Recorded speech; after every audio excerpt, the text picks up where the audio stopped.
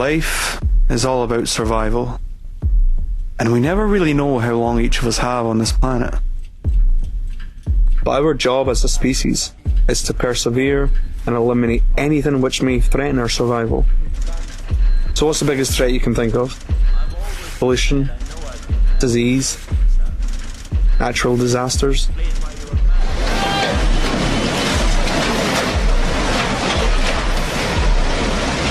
You know, looking around, the powers that be seem to have identified some pretty nasty threats. And so we have the war on terror, the war on crime, the war on drugs, the war on cancer. But when do we ever think about our basic life support needs? We usually don't have to because, luckily for us, we have a system. A system whereby the cost of living can be earned. You can gain employment and work for money, which of course provides access to food, to water, to shelter. And it's a good thing we have this system, because without money, you're as good as dead.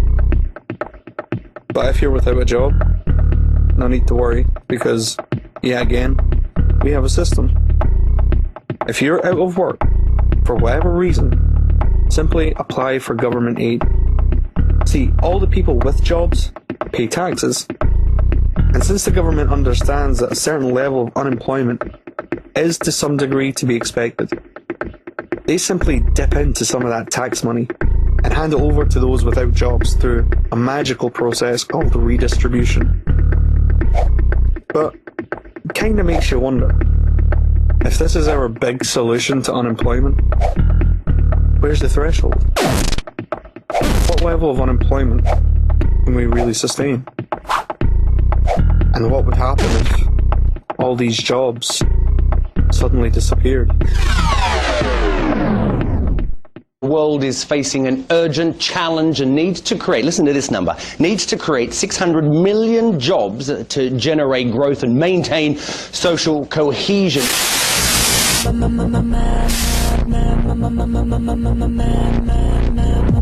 Defence giant BAE Systems has confirmed it's cutting almost 3,000 jobs at sites across the country. Tata Steel, which employs 90,000 people in its UK steel business, has announced it is cutting 900 jobs around the UK. Another blow to the region's economy today as the energy giant E.ON announced that 600 jobs are to go at a call centre in Essex. The Pfizer facility in Kent, the world's biggest drugs company, runs the UK's largest foreign-owned research and development facility.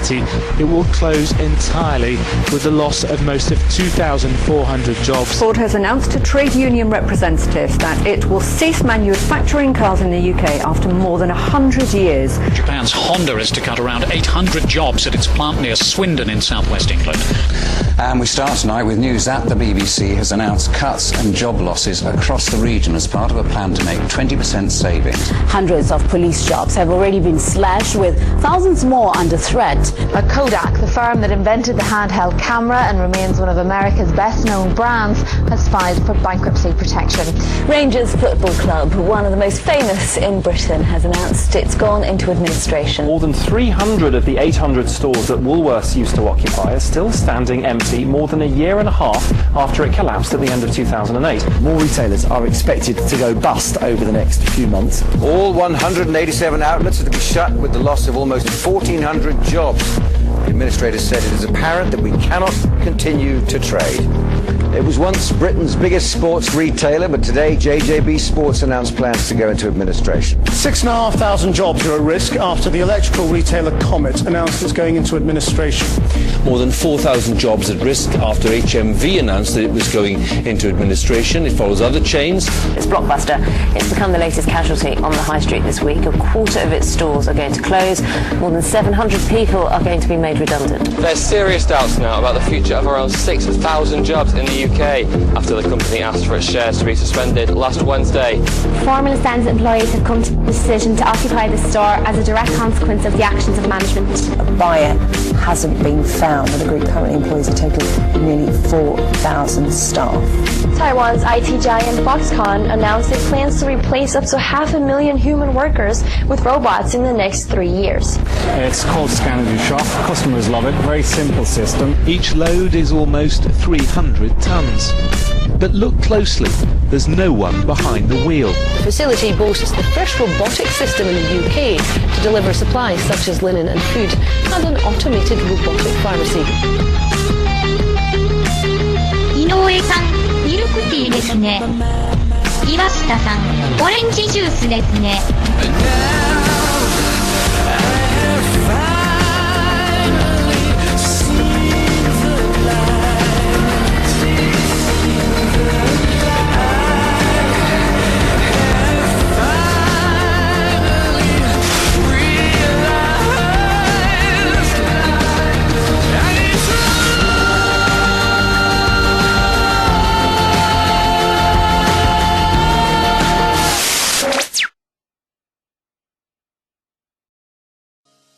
This isn't the first time unemployment has been a threat to this system. 20 years ago, unemployment accounted for 10% of the UK's population.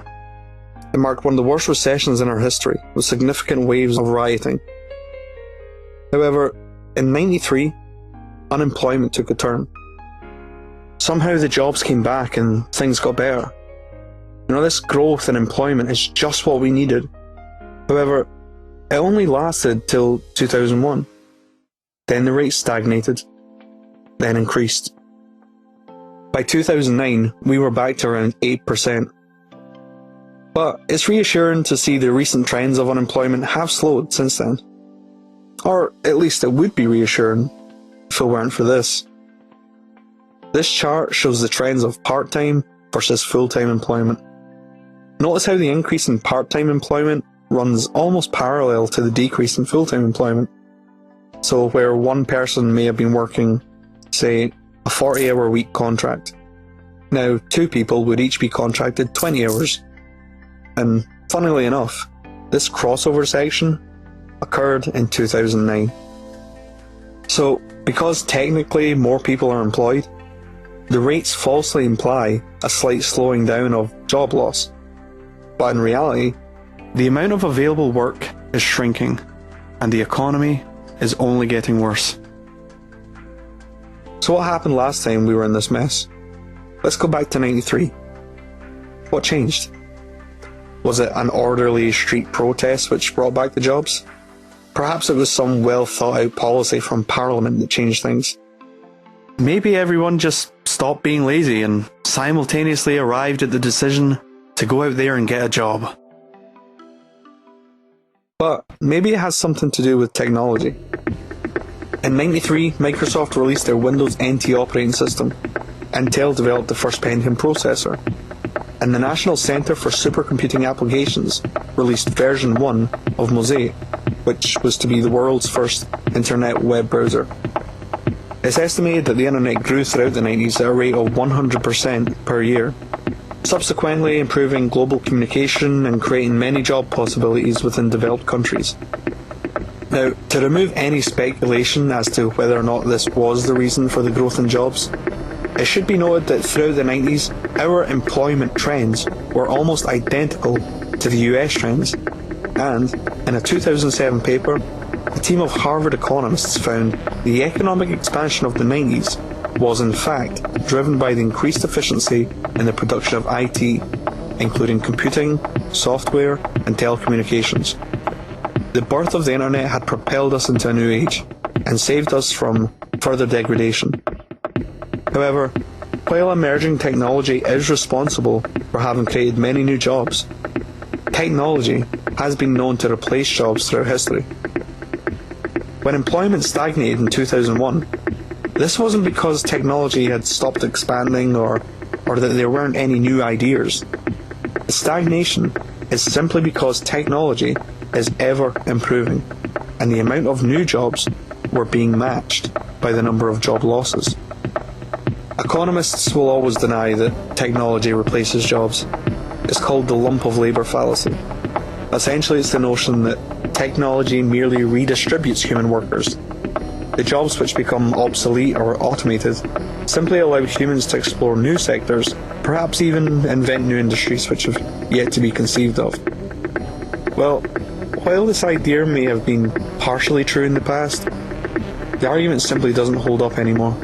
Computers these days are much smaller, faster, and durable, with ever-increasing mobility, dexterity, and artificial intelligence. They also become cheaper as time goes on. Moore's law demonstrates how computer processing power doubles approximately every 18 months. So, even if we were to create new jobs, why are we pretending we would give these jobs to humans? So, what does the government have to say about all this? Well, in June of 2011, not knowing what to do with the increasing unemployment, they invested £5 billion in the Welfare to Work scheme, also known as the Work Programme.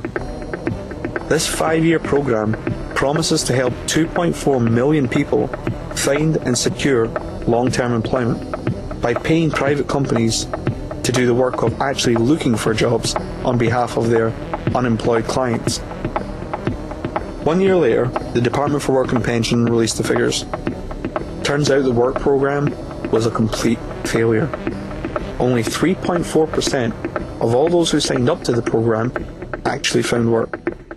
3.4%. Let's just put that into context. What percentage of people looking for work gained employment without the help of the programme? 1%?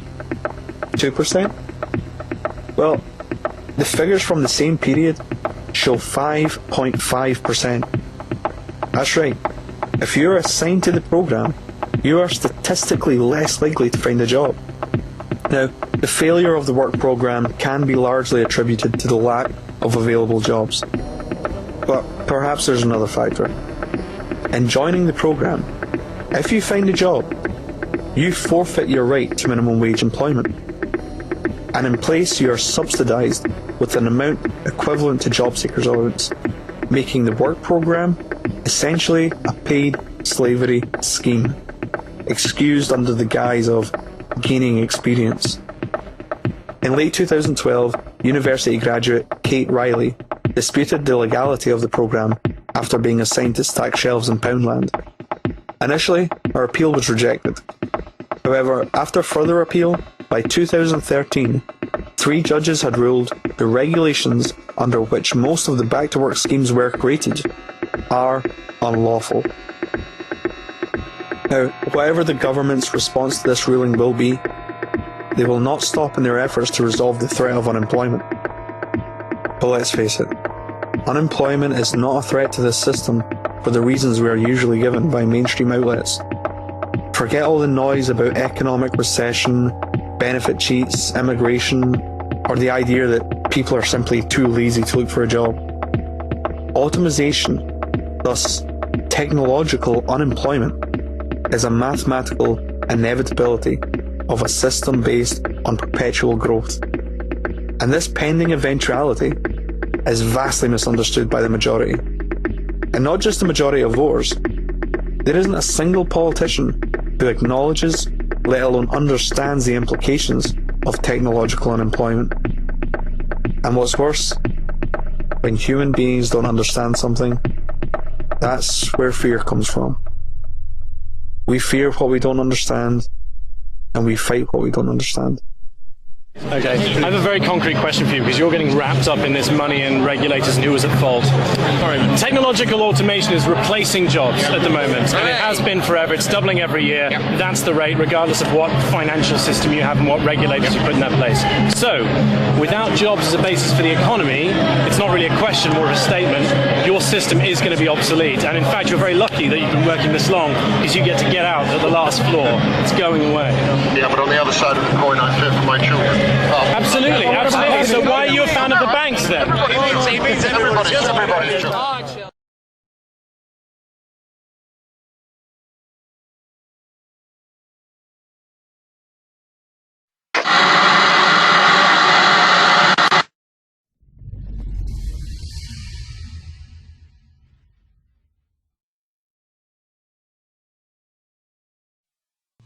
In recent times, high street shops have been disappearing at staggering rates, taking thousands of jobs with them. First Quench Retailing, Woolworths, Hawkins Bazaar, D2 Jeans, Officers Club, Focus DIY, Blacks, La Senza, Best Buy Europe, Clinton Cards, Barrett's, Game Station, Comet, Optical Express, JJB Sports, Oddbins, Game Group, HMV, Jessup's, Ethel Austin, Blockbuster, and more. Now, it's obvious some of these stores have not disappeared entirely. Many have moved into warehouse distribution, and their stores still exist in the form of websites. You may also be wondering why I've included game in this list, since there are in fact game stores in the high streets today. Well, I do so to make a point. See, in 2012, when Game went bust, the Swedish Nordic Games acquiesced the Game Group, acquiring the brand as well as the company's stores and employee contracts. But this is actually a different company altogether. Game wasn't resurrected through strategical advertising, market booms, or stern administrative decisions. The company we all knew as Game went bust. It lost. But Game still had brand status. If it didn't, these shop fronts would read Nordic Games. So, why is there so much failure in retail? Are we merely witnessing the natural boom and bust cycles of free market economics? Or are we actually witnessing a retail transition? Looking back, our high streets consisted of small, family-owned businesses. But the more companies grow, mergers and acquisitions become inevitable, and the smaller stores get phased out as they struggle to compete for market share, eventually being replaced by conglomerates. In much the same way, a natural evolution of retail is occurring again. Only this time the shops are being phased out, and the replacement is coming in the form of websites and software applications, which are conveniently accessible on the go with smartphones, and subsequently reduce our dependency on outlets such as high street banks, betting shops, and travel agencies. You've probably already witnessed technological unemployment on some level. For camera and film oriented shops like Jessup's, it's not so hard to understand. Barely anyone with a modern phone is going to buy a disposable camera and pay money to have film developed. And there probably aren't too many people with 8 megapixel camera phones who also require digital cameras.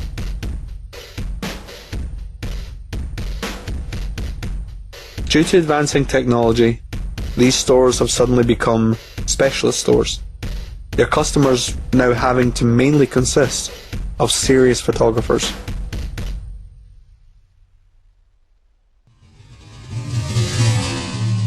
For music, video and game stores, there are 5 main threats here. 1. Supermarkets. Supermarkets are selling a lot of the same products, and most of the time cheaper. 2. Online stores like Amazon. They also offer good deals with the added comfort of 24-hour browsing and, of course, item delivery. 3. Pawn shops like cash converters. They get away with selling entertainment at a second-hand rate, making them even cheaper than the supermarkets. 4. Online, digital downloads and streaming, with apps like iTunes and Netflix, conveniently accessible through smart TVs, gaming consoles, PCs, and most phone and tablet devices. But let's not forget about number 5, good old-fashioned piracy. With the advancements of fibre optic broadband, you can now download entire movies in a matter of minutes. Not that I'm suggesting any of you do that, of course. That would be illegal. I'm just saying it's easier and faster than going to the shops, waiting on the postman, or signing into the Netflix account on the PS3.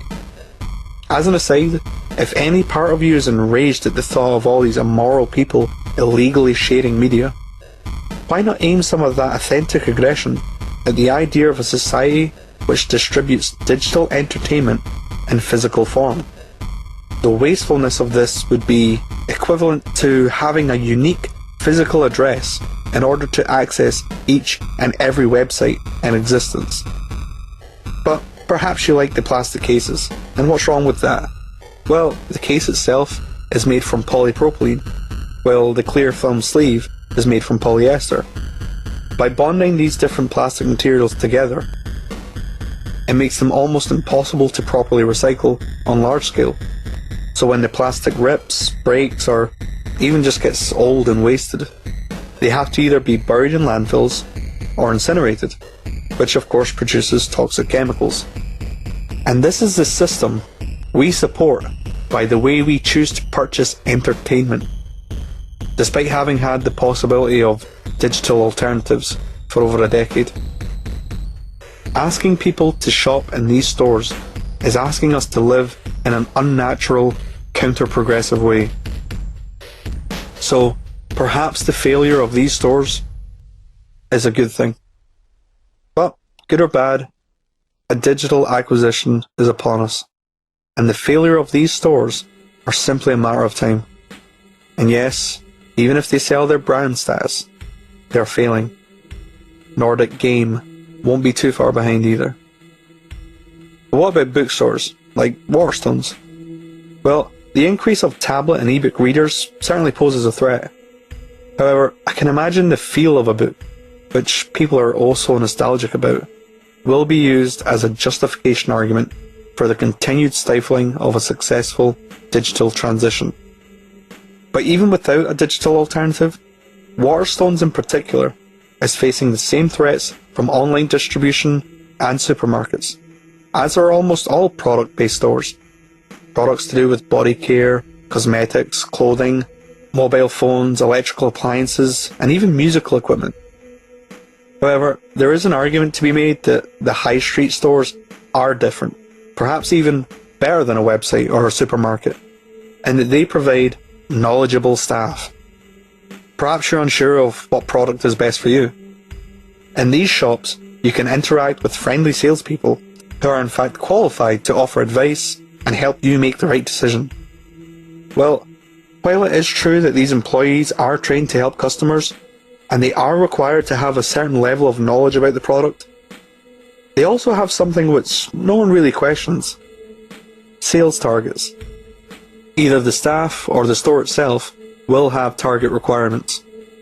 If I wandered into a phone shop unsure of what to buy and make the mistake of telling the salesperson that I'm not too familiar with the differences, I leave myself open to a product sale bias.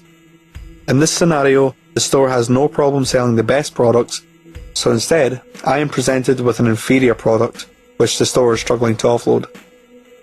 The salesperson's job here becomes distorted, and I, the customer, will most likely be subjected to an eager sales pitch as opposed to honest insight. You are going to get what's ever in this box for $24.99. Oh no! No! He's got 3 balls of sex in this thing for £26.90. You need to buy. Boys, please, please. Oh, Matt, no. You need to buy now. In our current system, money is the driving force, and as such, the advice and intent to help a consumer make the right decision is only a conditionality when required. But the main priority is always profit. I know this is designed for kids. I've had some fun with this thing. This is amazing. What's so great about this is the kids love tablets. They love playing with tablets. They love the games. They love the educational games. But mom and dad want them to be safe. They want them to do, everything on. But, it's...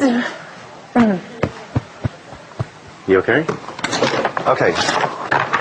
What it does is it gives us an opportunity for us to be able to offer a piece of electronic equipment that is simple for children to operate, but also mom and dad can operate it as well.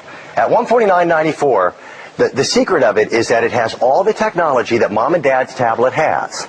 It's got the Android operating system 4.0. It's got all... Now, had we instead used the internet as a guide, either through social media or public forums, we would obtain better and more accurate advice. The usefulness of these salespeople, which we've all grown accustomed to, pale in comparison to the advice found online. The rating systems found on public forums are in fact designed to weed out any bad or incorrect information, and without it, we are all vulnerable to the biases, lies, and manipulation of self-righteous profit seekers. But perhaps there's another element to the physical shopping experience that I'm missing. What about clothing shops? You know, I have to admit that even I thought they wouldn't be as affected by online alternatives, for the simple fact that most people like to try before they buy. I mean, who buys clothes without trying them on first? Well, I mean, I do, but that's because I'm a guy, right? You know, when I buy a t-shirt, I just look for the one with the big L, and they never really let me down. Maybe being male, I don't have to account for boob size when evaluating comfort. But surely women don't prefer buying online without getting to try the clothes on first. Well, when women's clothing shop, International, launched their online store in 2012, they took in more profit in one day from the website than all their retail outlets combined. That surprised me. Clothing doesn't seem to have any intrinsic immunity to the threat of online alternatives. Now, taking a look at retail outside of online threats, perhaps there is also something to be said about specialist shops in times of recession.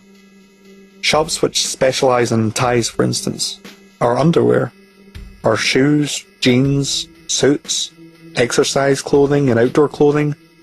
If we had a shop dedicated to just socks, would that work?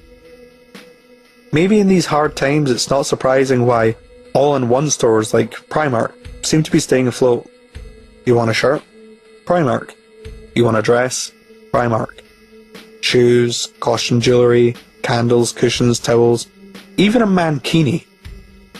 And the comfort of finding everything under one roof also extends to the supermarkets. And looking at supermarkets, what happened when they began to implement self-service tills? In this Tesco's, the 9 items or less section has been completely replaced with self-scanning. So now only one job is required to assist those unfamiliar with the process or those trying to purchase items which require age verification. When this technology extends to the larger conveyor belt sections, as it has been in pockets, or more importantly, when high street stores like Primark adopt self-serving, retail will undergo yet another transitionary phase, resulting in thousands of redundancies, and these job losses will not be temporary. For once this process is in place, there is no reasonable argument to go back to having lines of paid humans who are in fact now more expensive in the long run. And this new self-service revolution doesn't end there.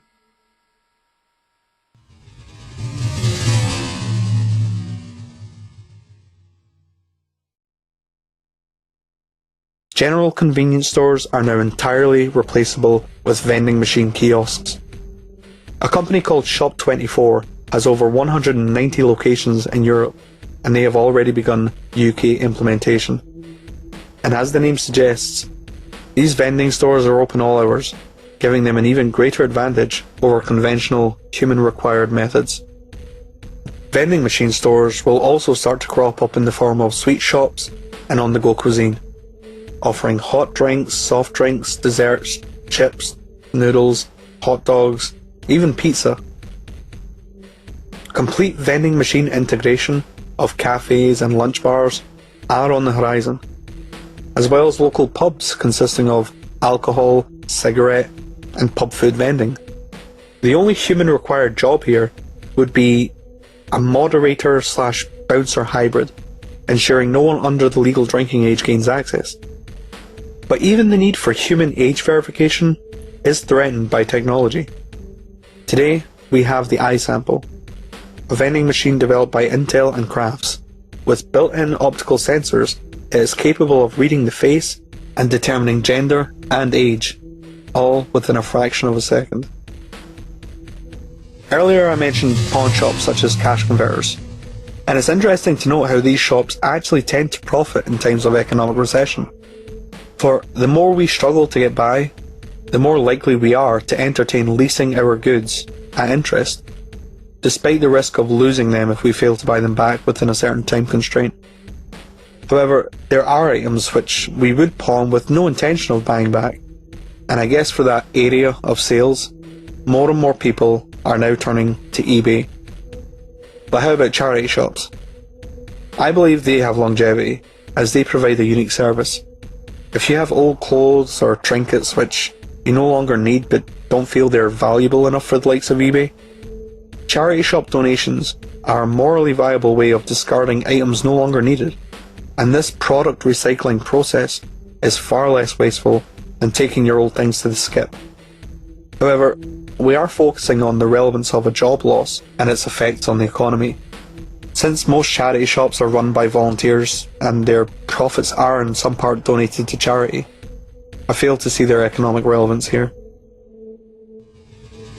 Throughout the high street, the only shops which really seem to have immunity are the ones which require actual human performed services, such as tattooing or hairdressing. But just for fun, let's see if tattoo artists really are impervious to automation. In 2012, a guy named Chris Eckert developed the auto ink tattoo machine. Now, for demonstration purposes, it uses a ballpoint pen instead of a needle. However, the implication of this machine's potential is obvious. If it were ever to take off, pre-programmed designs could eliminate the need for any human involvement in the tattooing process. Earlier, I highlighted the fact that a lot of high street stores now occupy warehouses and sell their products online. This may lead some of you to assume that the economy will at least be helped in some part by all these new warehouse jobs. Well, it seems even these jobs are under attack. For example, Amazon is the world's largest online retailer and currently have 12 fulfillment centres across the UK.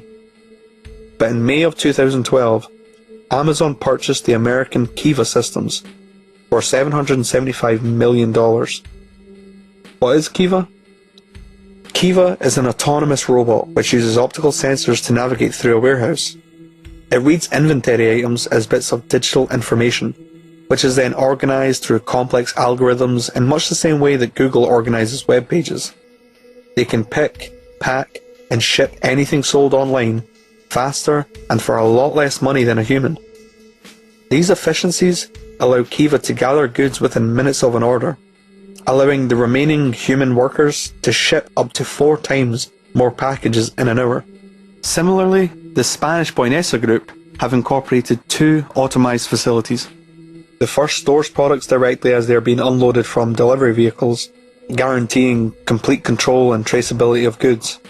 And in the second, once products have been calibrated and classified, they are placed on double-depth shelving, which allows for twice the storage capacity without having to increase the amount of stack of cranes used.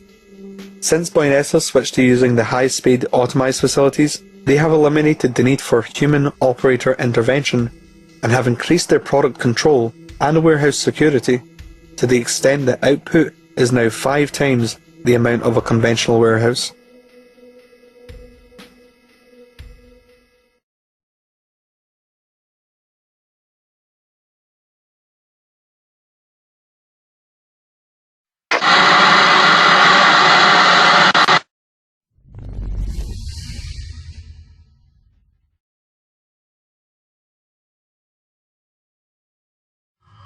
According to the Organisation of Economic Cooperation and Development, the manufacturing sector's share of both employment and GDP has gradually declined since the 60s, although manufacturing output, in terms of both production and value, has steadily increased since 1945. The reason, of course, is technology. And looking at the production of an automobile, it's easy to see why we prefer using machines. If these trends continue, it's not far-fetched to think most, if not all, factory workers will eventually be replaced by machines. Now, there's 3 main reasons as to why factory automation has yet to be fully integrated across the board. 1. Vulnerability. An automated system usually has to be pre-programmed for each specific task, which make them susceptible to committing errors outside of their immediate scope of knowledge. This makes them typically unable to apply simple rules of logic to general propositions. However, machines today have far more mobility and dexterity than ever imagined, and instead of having to be pre-programmed for each motion, machines are gradually gaining autonomy, being able to detect objects and predict movement. The second reason is due to unpredictable, excessive developmental costs. The research and development costs of automating a specific task can often exceed the cost saved by the automation itself. The third reason also has to do with affordability. High initial costs. Automating a new product requires an initial investment, which is usually quite expensive when compared with the unit cost of the product, even though the cost of automating may be spread among many products over time. The decision to automate is therefore reserved for products which have proven to be profitable and unlikely to change, as any alteration could require the reprogramming of machines. Now, these three problems have been an issue since factory automation began, but as time goes on, the machines improve and the cost of automating declines. For simple assembly line tasks, it's certainly been cheaper to have human workers. However, in mid-2012, an American company called Rethink Robotics launched the Baxter robot. Baxter is a revolution in assembly line manufacturing, as it can be programmed to perform a multitude of tasks, and the best part is, you don't even have to be a programmer. Simply grab his arms, guide him through the motions of the required task, and then leave him to get on with it. If another task is required later on, simply grab his arms again and reprogram the motions. Baxter is currently on the market for around £14,000, which is an extremely affordable initial investment cost, and taking into account the average lifespan, it works for less than £3 an hour, 24 hours a day, 7 days a week, and doesn't require tea breaks. This robot is set to revolutionise the entire manufacturing industry. Aside from factory jobs being replaced by machines, there are many products today which are quickly becoming altogether irrelevant. For those of us with smartphones and tablets, the following examples may appear too obvious to require a detailed analysis. But for those of you who have yet to acknowledge this trend, let's take a look at the implied future of the smartphone app. Currently, apps are in the process of killing a vast range of physical products, most obviously paper products. Novels, comic books, cookbooks, puzzle books, phone books and yellow pages, dictionaries, encyclopedia, magazines, newspapers, shopping catalogues, road maps, photo albums, calendars, diaries, and of course, many products associated with stationery. Then there are electrical products such as calculators, radios, alarm clocks, camcorders, voice recorders, remote controls, karaoke machines, guitar tuners, amplifiers and effects pedals, GPS navigation, video game cartridges, and even board games are having their physical necessity challenged by software.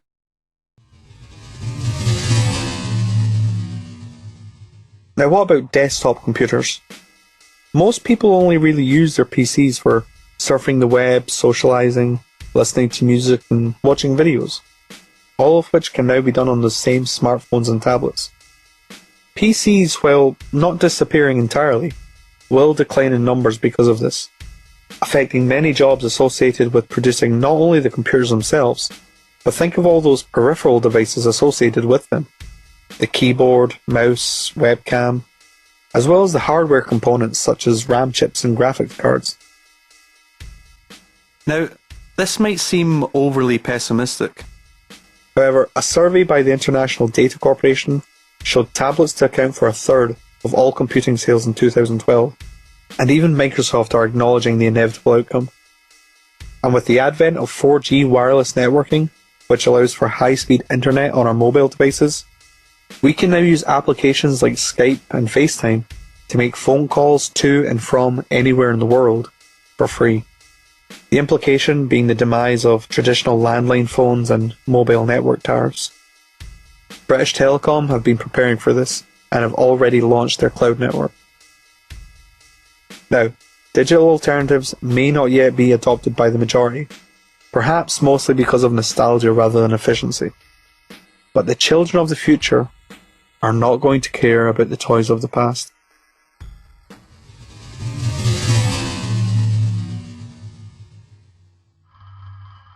VHS, CD and DVD players, as well as Freeview, Sky and Virgin Media boxes, are all facing redundancy by the advancements of the smart TV. Why? Because smart TVs stream content from the internet, making it possible for Sky and Virgin Media to exclusively exist in app form. So what of all these lavish book, CD and DVD collections, which most of us equate to our status and identity? These erroneous collections are no longer optimal, as we now have digital media libraries with the likes of iTunes and iBooks.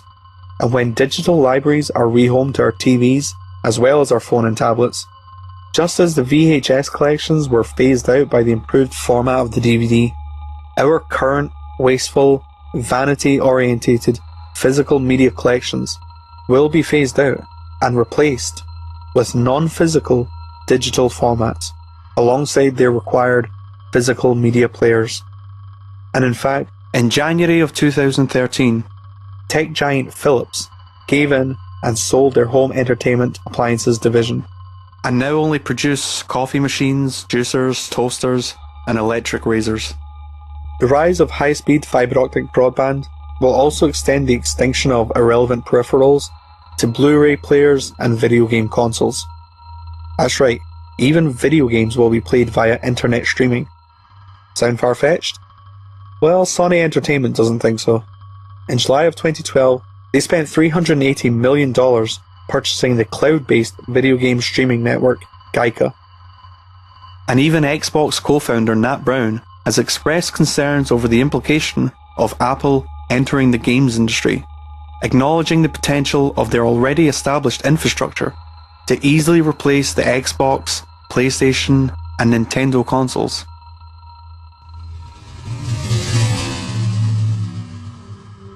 Now, obviously there are many physical products on the market which are not threatened by digital downloading. However, in October of 2012, the City of London was host to the world's first ever consumer 3D print show, displaying how 3D printing can allow customers to download and print a vast range of products as and when they need them. Now, this is not merely a glimpse into a hypothetical future. 3D printers can already build products from a range of materials, including plastic, chocolate, glass, concrete, and even metal. So, what products could we print? Well, just about any basic household items, from plates, bowls, mugs, bottles, cutlery, Tupperware, lampshades, photo frames, furniture, musical instruments, figurines, even a wrench printed with fully moving parts. So you may be wondering just how far in the future 3D printing is and how expensive these things are going to be.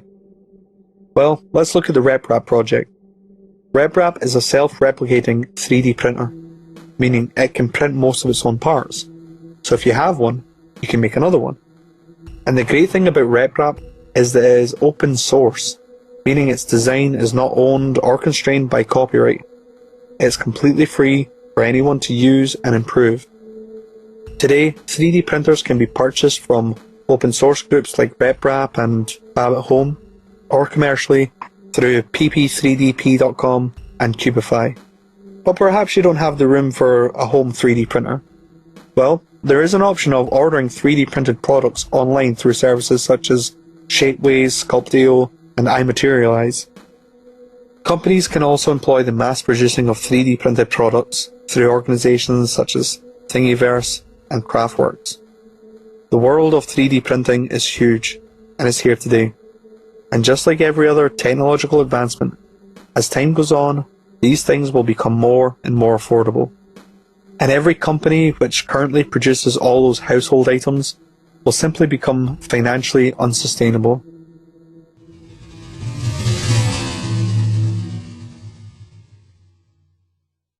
A group called PIF3D aimed to exploit the replicating abilities of RepRap by taking the machine to universities and hosting 24-hour 3D printing parties, where they give people the skills to build one of these things. The objective being that these people can pay it forward. Once they have built 2 or 3 RepRap printers, they repeat the process of taking it to schools and showing others how to make their own. And the process repeats. The idea of paying it forward could easily spread like wildfire, meaning just about everyone in the world could own a 3D printer for next to nothing. Now, as 3D printers become more mainstream, there will most likely be attempts to patent certain design elements and sell each downloadable product commercially. However, once a product is on a CAD file, there is no real reason 3D designs would be immune to internet piracy.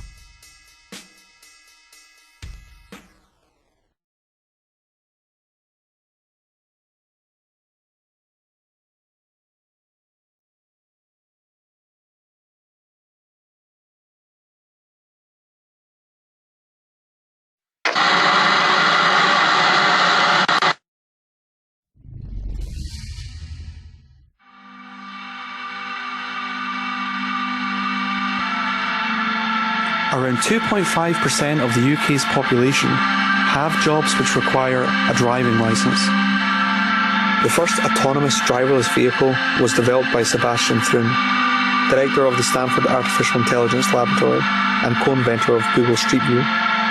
In 2005, the Google car won the DARPA Grand Challenge, and since then, Google have been developing a commercial system. However, progress has been held back due to legal liabilities. For example, if there was an accident, who would be at fault? The car owner or the manufacturer? Or if the accident was caused by loss of signal, would the internet providers be accountable? Filtering through legislation is often a lengthy process, but they've come a long way. And in August of 2012, after the Google team announced they had completed over 300,000 miles of autonomous driving, all without a single accident, Nevada, Florida, and California all passed laws allowing driverless cars. Although it's hard to envision a complete timeline, the remaining United States and the UK will eventually pass similar legislation, and driverless cars will explode onto the market. As well as the American-based Google car, which most of us are probably aware of, there is also a German creation from Autonomous Labs at the Free University of Berlin, and their project has already been given approval to run a driverless taxi service throughout Berlin and Brandenburg. Now, for those of you who may feel hesitant about assigning the control of your vehicle to a machine, know that the Kiva systems mentioned earlier have essentially the same autonomy, and they too have yet to witness a single accident. Compare that to the UK's current yearly rates of 3,000 motor vehicle incidents resulting in fatalities, 35,000 resulting in serious accidents, and a total 276,000 severities. Clearly, it would be societally irresponsible to maintain dependency on human drivers while the safer option is available. And in making a safer society, all jobs associated with public transport and delivery of goods could be achieved without human involvement.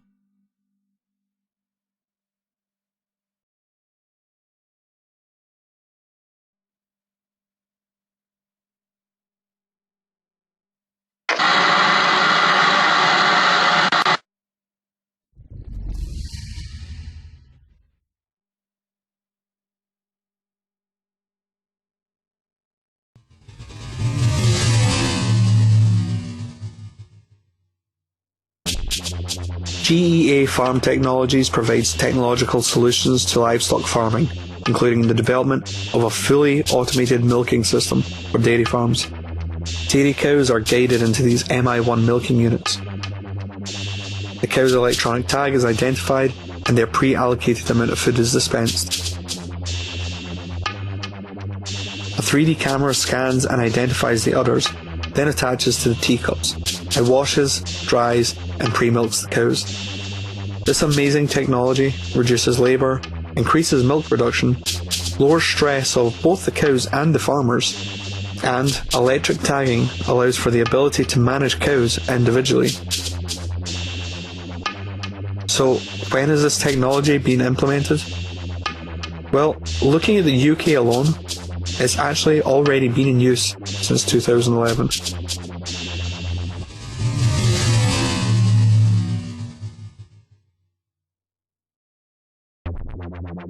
EGNOS Precision Farming is a system which uses GPS guidance technology for crop cultivation. The auto-track technology sends signals to the tractor steering system via a GPS receiver. The resulting navigation is so precise that farmers can actually treat soil and crops in a site-specific manner and ensure optimum chemical doses are applied to the right places. The system has been shown to cut costs on fertilization and fuel, reducing the environmental impact, and because the tractors steer themselves, it also reduces operator fatigue.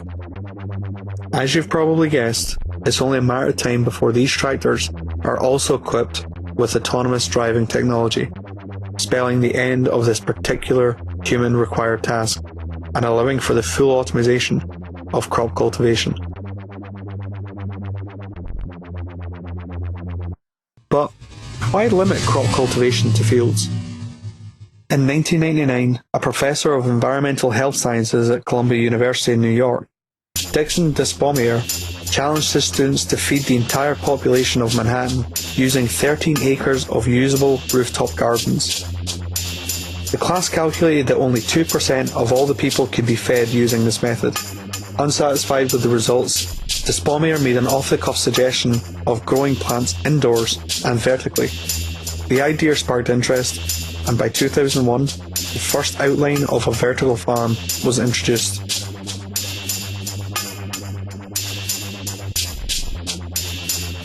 Today, scientists, architects, and investors worldwide are working together to make the concepts of vertical farming a reality.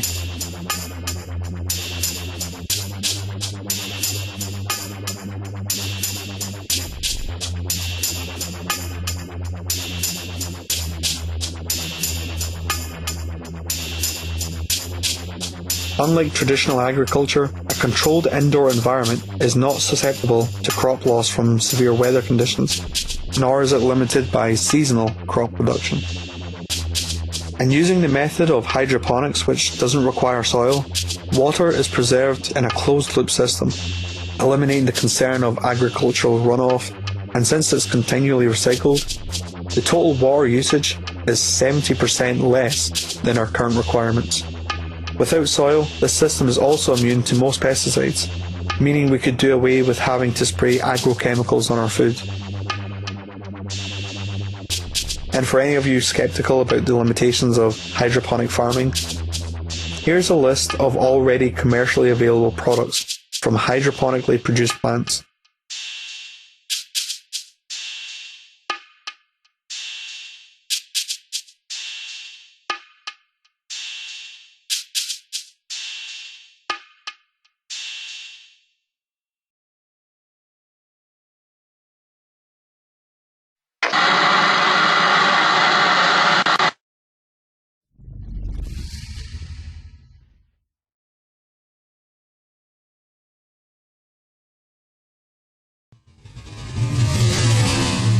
Up next, it sounds like science fiction, but Dr. Nancy Snyderman reports on how your smartphone may change medicine, including warning you of a heart attack.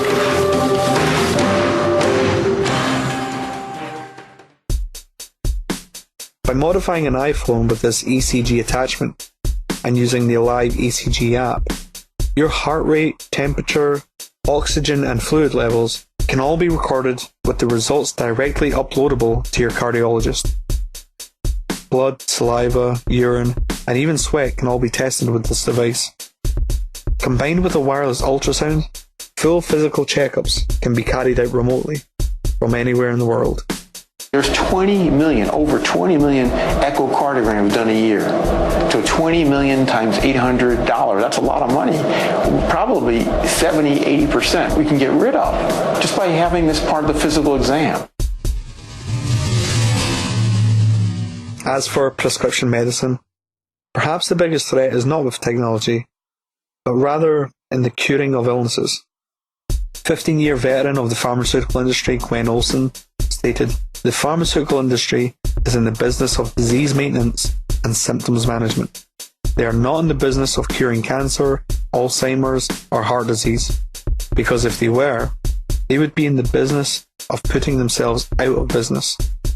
Now, for those of you who doubt the medical establishment would knowingly put profitability ahead of actually helping people, you need to look for no further evidence than a 2002 UK clinical trial, which found most antidepressants to be as effective as sugar pills, giving the effect of a working drug through nothing more than a placebo. And It's not hard to see why the medical industry would choose to promote the constant reselling of pharmaceuticals. If, for example, a cure for cancer were discovered and adopted by the mainstream, it would cause considerable losses in profits generated through radiotherapy, chemotherapy, hormone therapy, gene therapy, and immunotherapy, not to mention the surgical costs of removing tumours. So, what does it mean for their industry when a 15-year-old boy from Maryland discovers a new way of detecting cancer, which studies have shown to be potentially 99% accurate, 168 times faster, and 26,000 times cheaper than our current methods? Make no mistake, this amazing achievement will be seen by the cancer profiteers as a blow to the industry. But regardless of their somewhat corrupt, profit-driven mentality, technology moves on. And even when pharmaceuticals are the only option, technology is yet again providing solutions.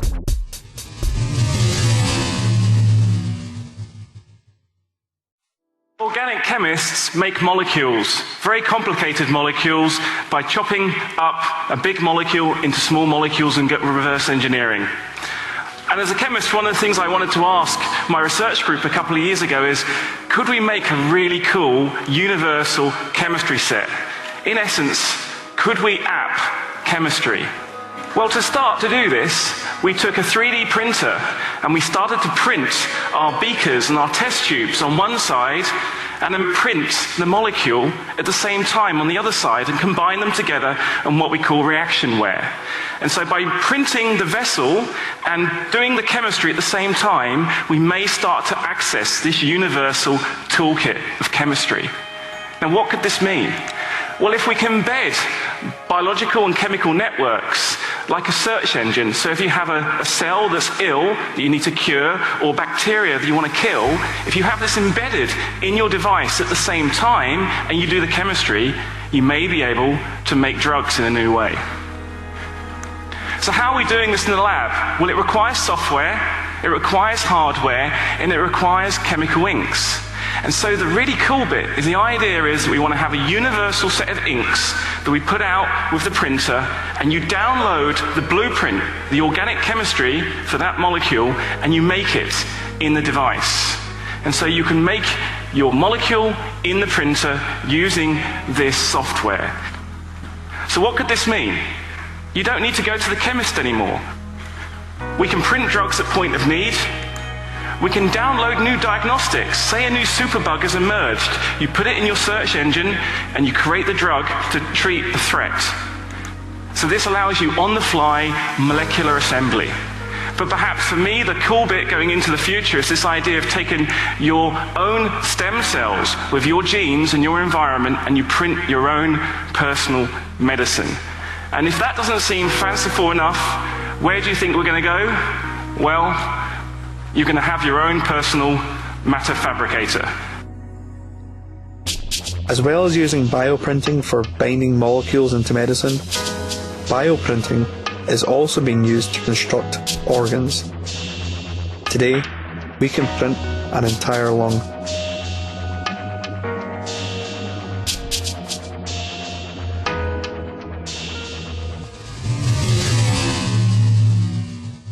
Now, looking at hospital care, I'm sure most of you are now aware of these telepresent robots, which allow intensive care specialists to remotely communicate with patients across multiple hospitals.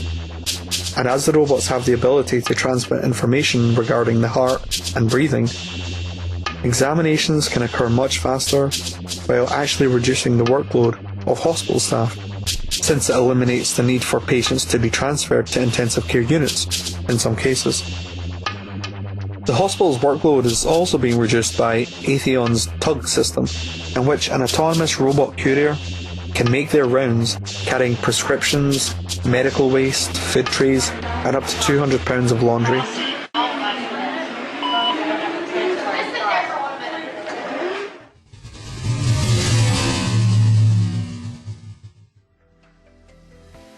As for home care, meet Asimo. Asimo is a humanoid robot created by Honda, with the aspiration of helping people who lack full mobility. Since he was first introduced in 2000, he has gradually improved in mobility and communication.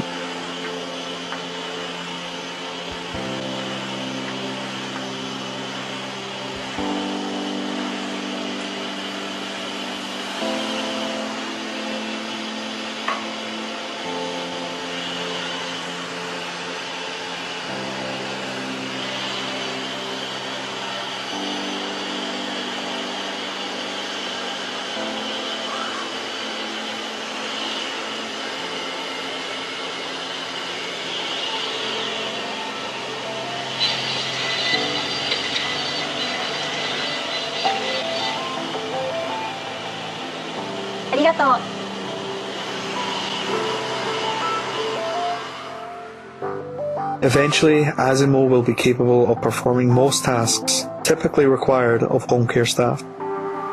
Now, there are many people who irrationally fear technology, with their frame of reference limited to what they see in movies.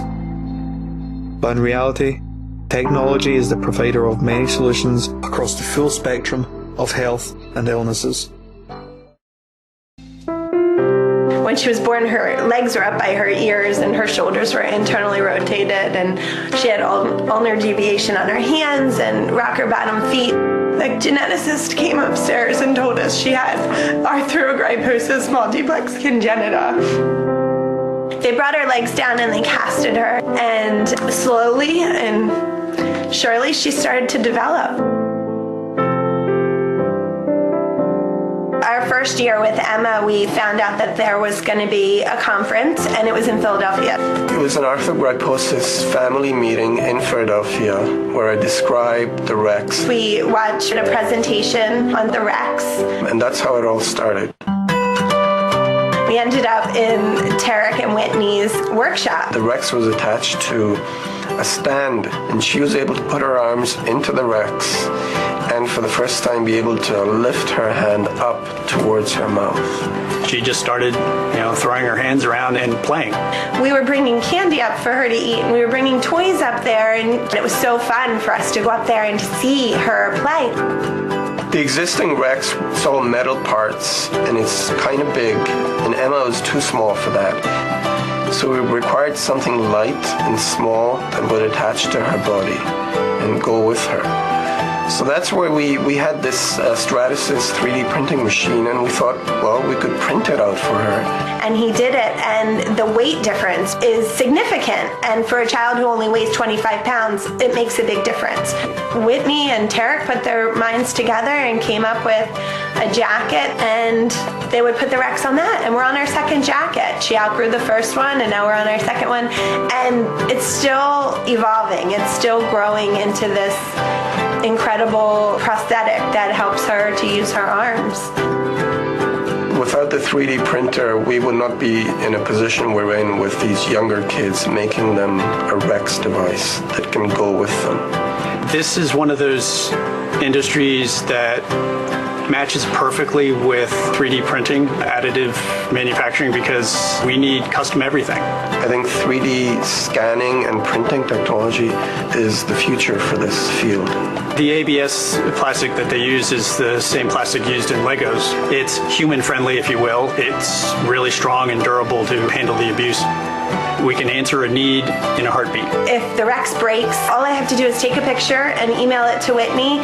He knows exactly what the piece is. He prints it out. I go to the hospital, or he's even mailed them. I don't have to worry about lead time to machine something, order supplies. I can just basically go back to my program and print out another one. And it's back together and it's working. When she started to express herself, we would go upstairs and we would say, Emma, we're going to put the Rex on. And she called them her magic arms. And everyone in the room cried. We took it off of her on this one occasion to make some adjustments to it. And as we took it off, she cried out, I want that. And we didn't think all that much of it. But when Mom started to cry, and we look over and ask Mom why she's crying, and she kind of takes a moment to recompose herself and tell us that that was her first complete sentence. To be a part of that, a little special moment for somebody else, can't help but kind of tug at your heartstrings.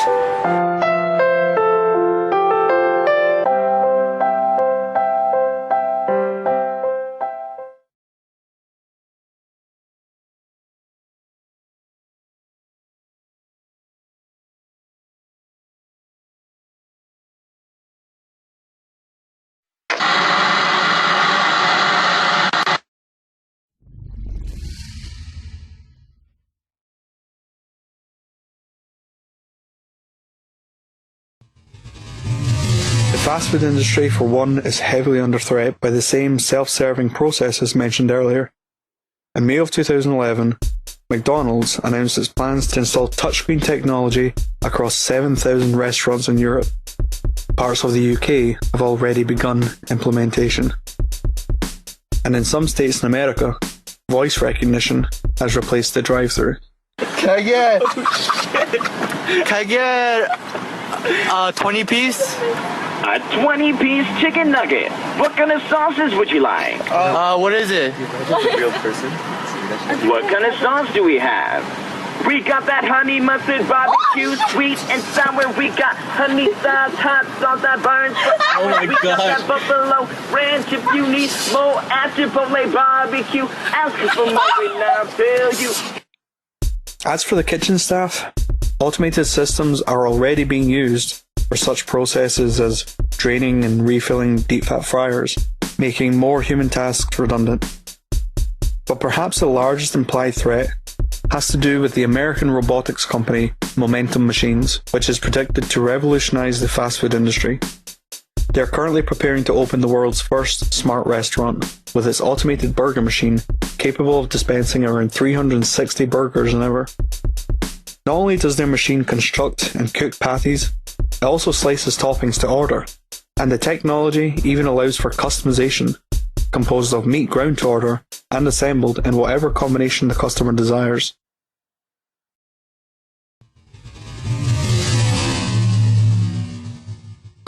Restaurant jobs are also threatened by automation. Whether it's assisting chefs,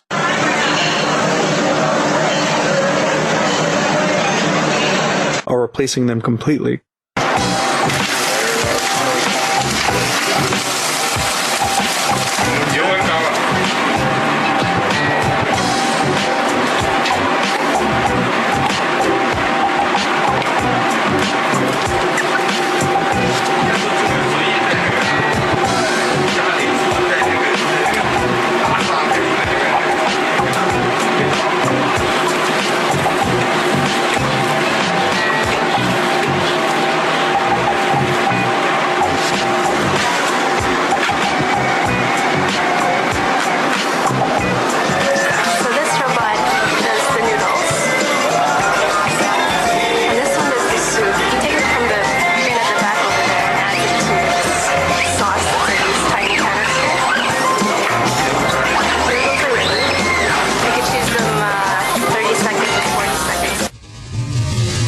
What about the job of the restaurant waiter?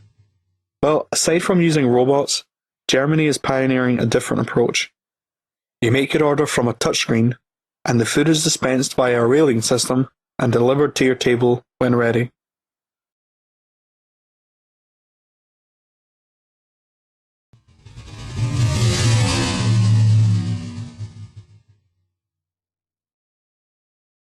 Hotel services are a little harder to automate.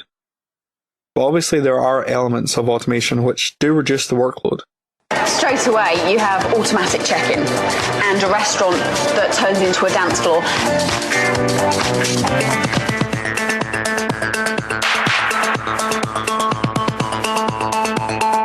We're at Yotel New York, which opened in June 2011. Yotel's a fun and futuristic brand. Some of the things we have in the hotel are we have motorized beds in the rooms, and we have Yobot, which is our answer to futuristic luggage management.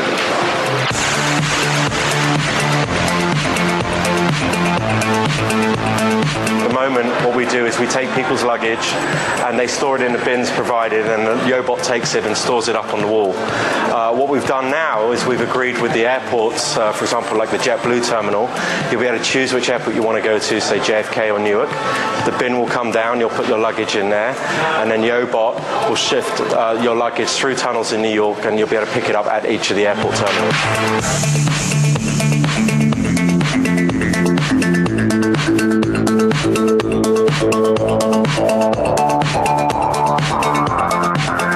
Also, we're looking at a luggage tracker, which you'll be able to download on our mobile app. So you'll be able to follow your luggage from its journey from here at the hotel all the way to the airport. We're also even looking at being able to ship people and the luggage from Yotel New York to one of our airport hotels in the future. Even cleaning and maintenance is potentially threatened by a series of robots, such as the Roomba autonomous hoover and the Winbot autonomous window cleaner. But perhaps there's some non-automated threats to the traditional process of accommodation. Couchsurfing.com is a sort of social network community where people register their hospitality. The idea being, if you want to travel, you simply type where you want to go, specify how many of you are going, and then search from a list of willing participants. Within this type of community, you can potentially travel the world without any need for paid accommodation.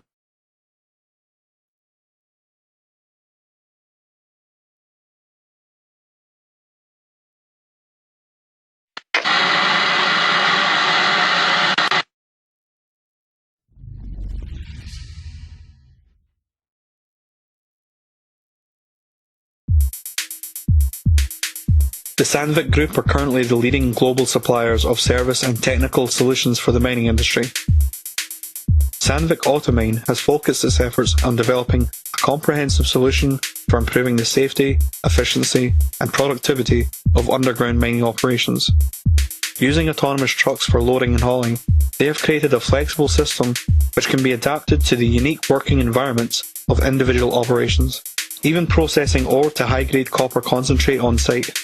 Through automation, they have eliminated many human-required jobs, while increasing production and improving drilling accuracy, which has also been shown to lower the risk of damage incurred by machines. Currently, Sandvik Automine are optimistic about achieving 100% automation of mining. Similarly, since 2009, the Australian mining company Rio Tinto has been using a fleet of Komatsu trucks. The trucks are over 20 feet tall, weigh over 10 tons, and are capable of carrying over 300 tons of material. The trucks are fitted with Komatsu's autonomous haulage system, which allows for navigation from loading units to dumping locations including waste dumps, stockpiles and crushers. However, let's take a step back.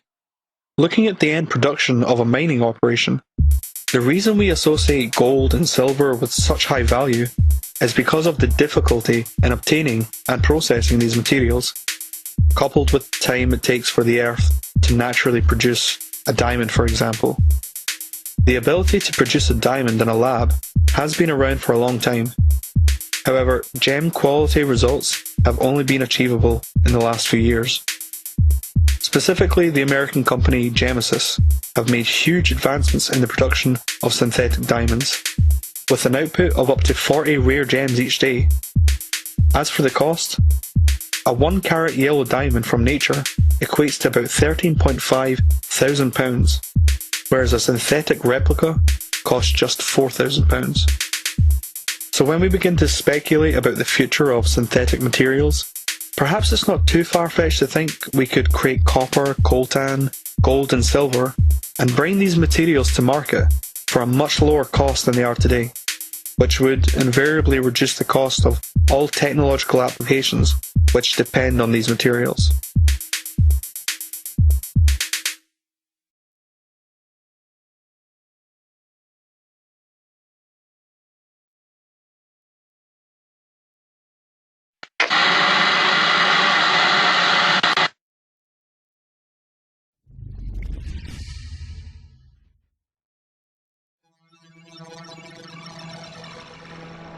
Construction employs over 2 million people in the UK and accounts for just under 7% of the nation's GDP.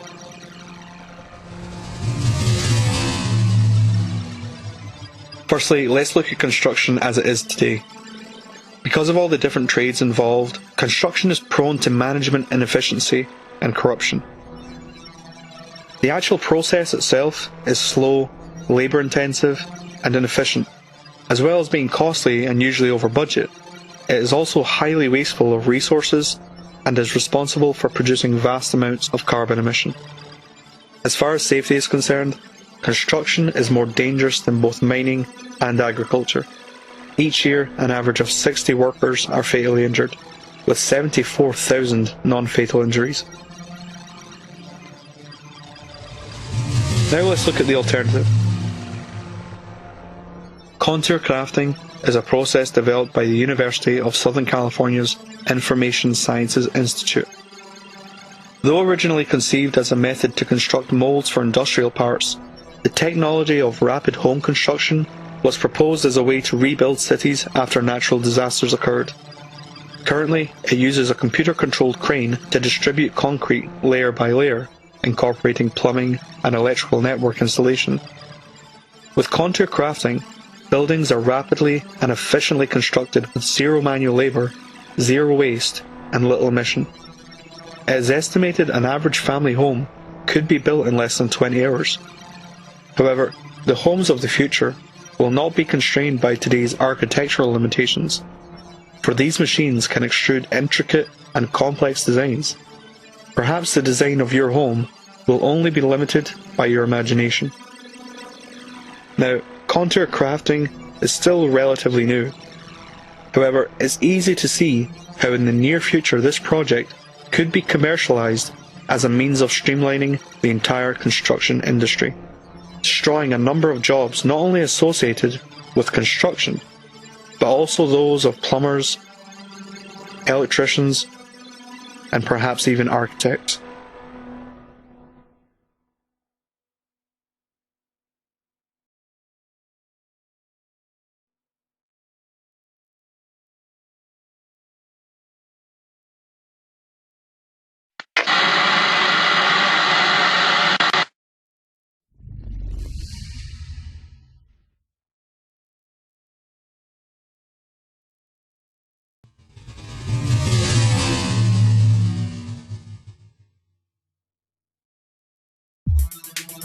The mainstream method of education currently requires an all-knowing authority figure fulfilling the role of teacher and relaying empirical information to the students, after which said teacher will then review and grade the work of the students.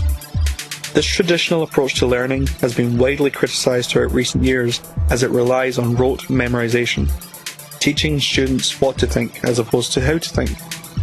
And using the grading system has also been shown to create structural classism.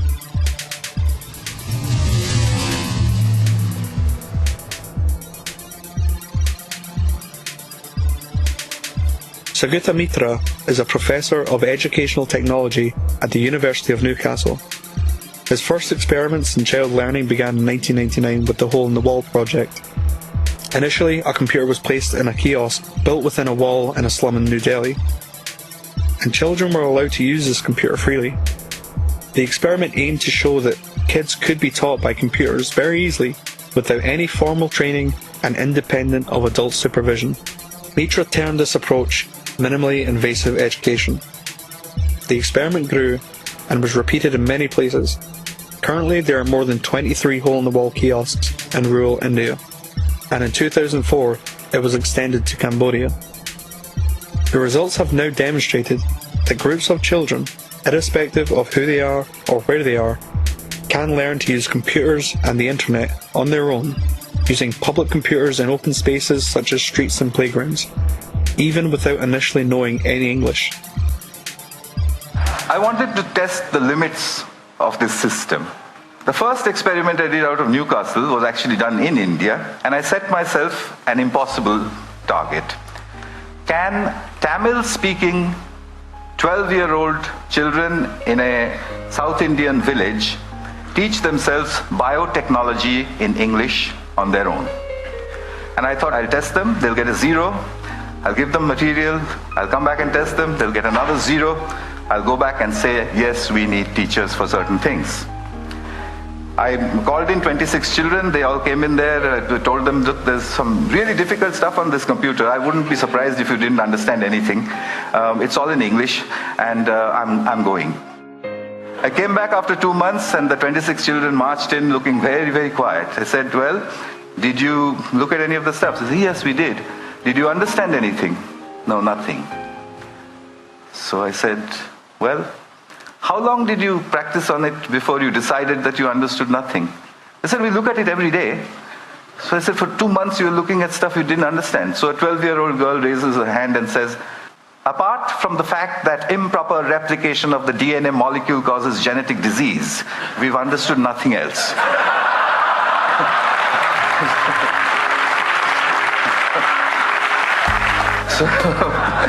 So their scores had gone up from 0 to 30%, which is an educational impossibility under the circumstances. But 30% is not a pass. So I found that they had a friend, a local accountant, a young girl, and they played football with her. I asked that girl, would you teach them enough biotechnology to pass? And she said, how would I do that? I don't know the subject. I said, no, use the method of the grandmother. She said, what's that? I said, well, what you've got to do is stand behind them and admire them all the time.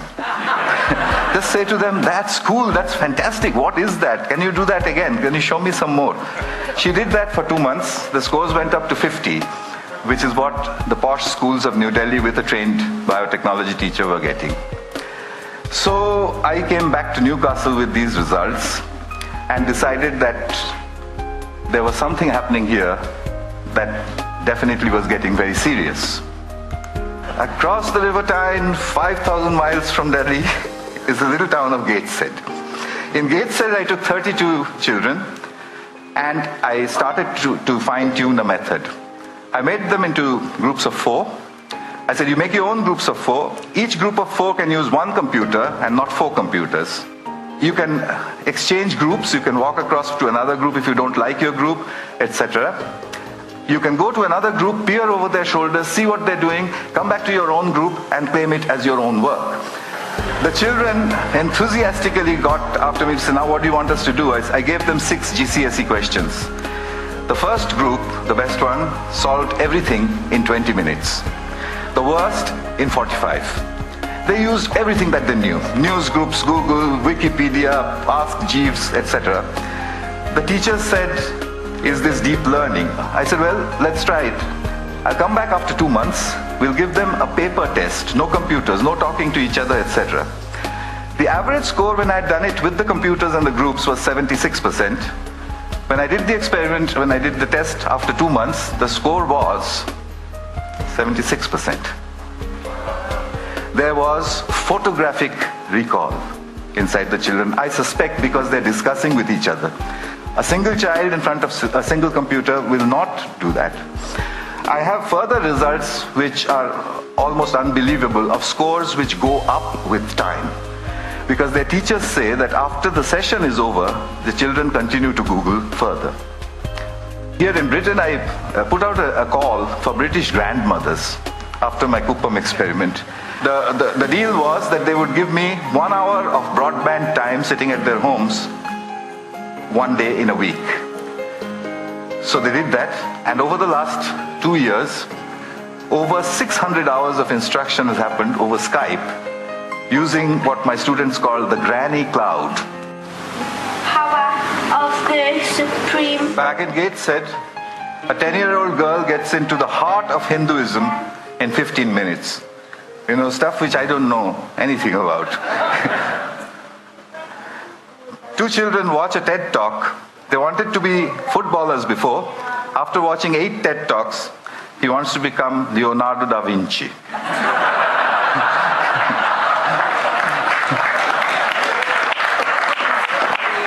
It's pretty simple stuff.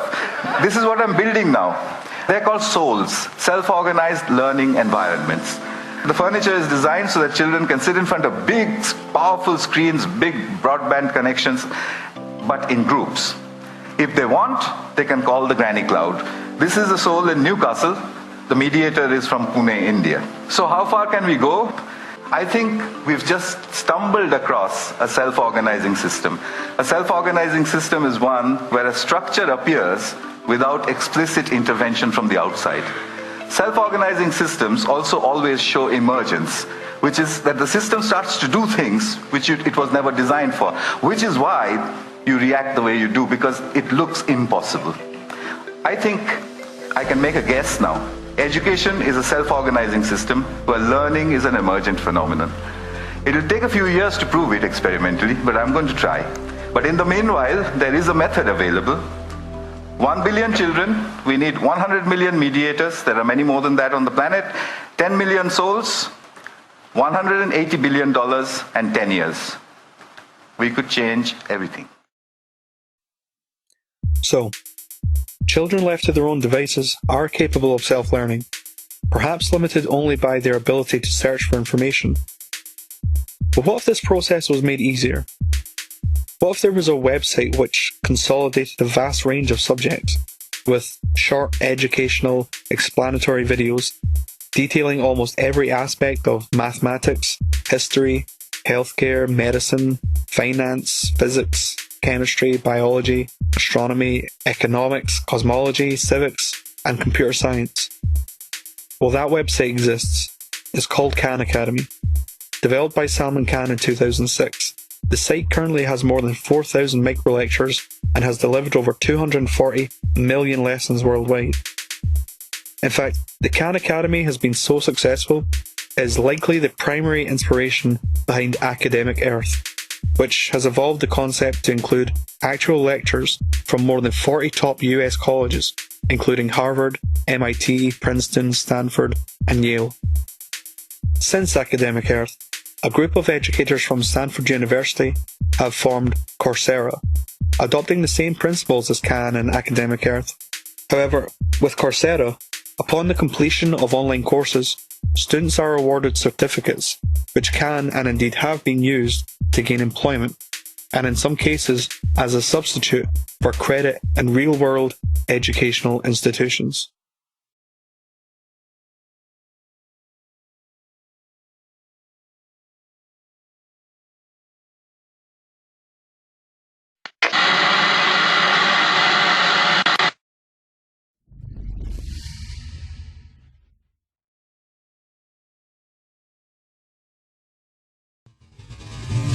And looking at the future of the arts in relation to jobs, I feel an important distinction must be drawn here.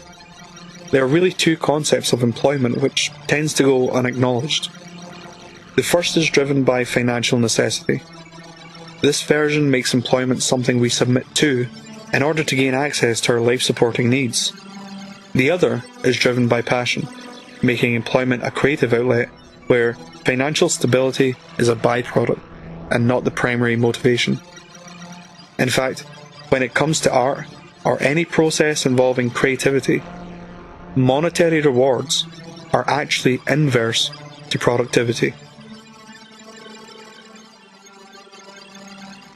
Our motivations are unbelievably interesting. I mean, the science is really surprising. The science is a little bit freaky, okay?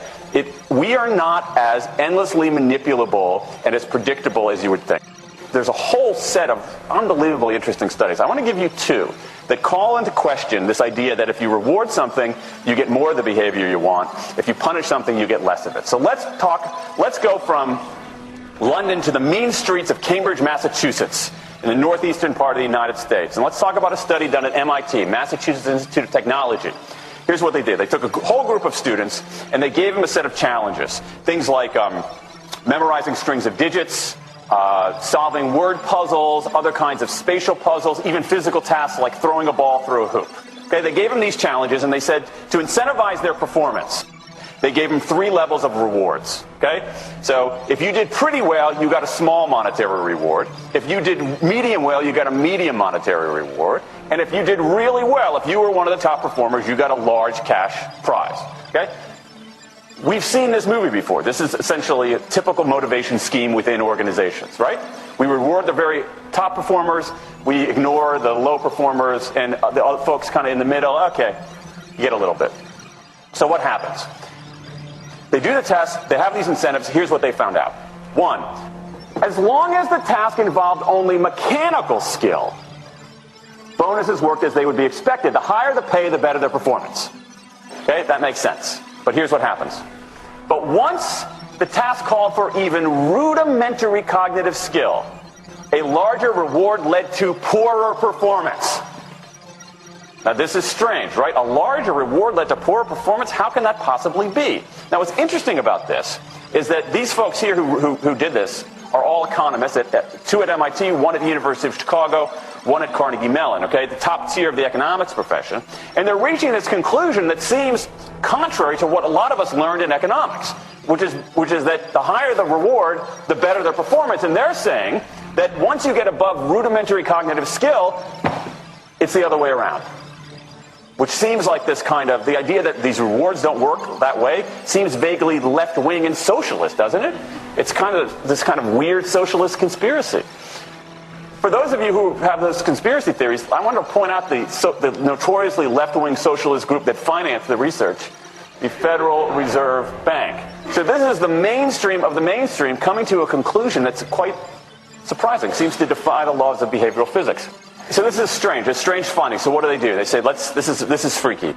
Let's go test it somewhere else. Maybe that $50 or $60 prize isn't sufficiently motivating for an MIT student, right? So let's go to a place where $50 is actually more significant relatively. Right? So let's take the experiment. We're going to go to Madurai, India, rural India, where $50, $60, whatever the number was, is actually a significant sum of money. So they replicated the experiment in India roughly as follows. Small rewards, the equivalent of 2 weeks' salary. Small performance, low performance, 2 weeks' salary. Medium performance, about a month's salary. High performance, about 2 months' salary. Okay, so those are real good incentives. Okay, so you're going to get a different result here. Well, what happened, though, was that the people offered the medium reward did no better than the people offered the small reward. But this time around, the people offered the top reward. They did worst of all. Higher incentives led to worse performance. What's interesting about this is that it actually isn't all that anomalous. This has been replicated over and over and over again by psychologists, by some extent by sociologists, and by economists, over and over and over again. For simple, straightforward tasks, those kinds of incentives, if you do this, then you get that, they're great. For tasks that are algorithmic, set of rules where you have to just follow along and get a right answer, if-then rewards, carrots and sticks, outstanding. But when the task gets more complicated, when it requires some conceptual, creative thinking, those kinds of motivators demonstrably don't work. In fact, money is a motivator at work, but in a slightly strange way. If you don't pay people enough, they won't be motivated. What's curious about, there's another paradox here, which is that the best use of money as a motivator is to pay people enough to take the issue of money off the table. Pay people enough so that they're not thinking about money and they're thinking about the work. Now, once you do that, it turns out there are three factors that the science shows lead to better performance. Not to mention personal satisfaction. Autonomy, mastery, and purpose. Autonomy is our desire to be self-directed, to direct our own lives. Now, in many ways, traditional notions of management run afoul of that. Management is great if you want compliance, but if you want engagement, which is what we want in the workforce today as people are doing more complicated, sophisticated things, self-direction is better. Let me give you some examples of this, of almost radical forms of self-direction in the workplace that lead to good results. Let's start with this company right here, Atlassian, an Australian company. It's a software company, and they do something really cool.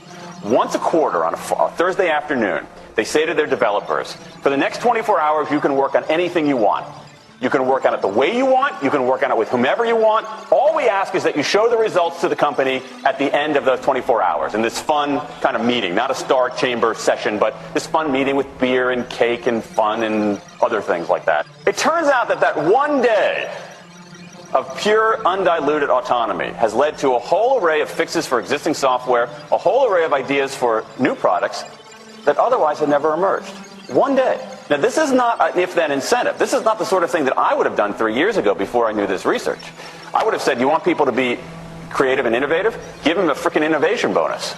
If you can do something cool, I'll give you $2,500. They're not doing this at all. They're essentially saying, you probably want to do something interesting. Let me just get out of your way. One day of autonomy produces things that had never emerged. Now, let's talk about mastery. Mastery is our urge to get better at stuff. We like to get better at stuff. This is why people play musical instruments on the weekend. You got all these people who are acting in ways that seem irrational economically. They play musical instruments on weekends. Why? It's not going to get them a mate. It's not going to make them any money. Why are they doing it? Because it's fun. Because you get better at it, and that's satisfying. Go back in time a little bit. I imagine this if I went to my first economics professor, a woman named Mary Alice Shulman. And I went to her in 1983 and said, Professor Shulman, can I talk to you after class for a moment? Yeah. I got this inkling. I got this idea for a business model. I just want to run it past you. Here's how it would work. You get a bunch of people around the world who are doing highly skilled work, but they're willing to do it for free and volunteer their time, 20, sometimes 30 hours a week. Okay, she's looking at you somewhat skeptically there. Oh, but I'm not done. And then what they create, they give it away rather than sell it. It's going to be huge. I mean, she truly would have thought I was insane. Okay, it seems to fly in the face of so many things. But what do you have? You have Linux powering 1 out of 4 corporate servers in Fortune 500 companies, Apache powering more than the majority of web servers, Wikipedia. What's going on? Why are people doing this? Why are these people, many of whom are technically sophisticated, highly skilled people who have jobs?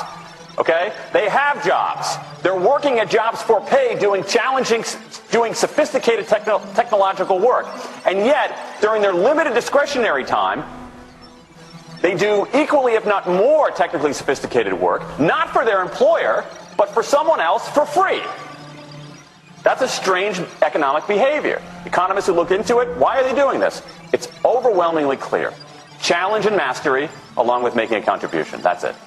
What you see more and more is a rise of what you might call the purpose motive, is that more and more organizations want to have some kind of transcendent purpose, partly because it makes coming to work better, partly because that's the way to get better talent. And what we're seeing now is, in some ways, when the profit motive becomes unmoored from the purpose motive, bad things happen. Bad things ethically sometimes, but also bad things just like not good stuff, like crappy products, like lame services, like uninspiring places to work. That when the profit motive is paramount, or when it becomes completely unhitched from the purpose motive, it's just, people don't do great things.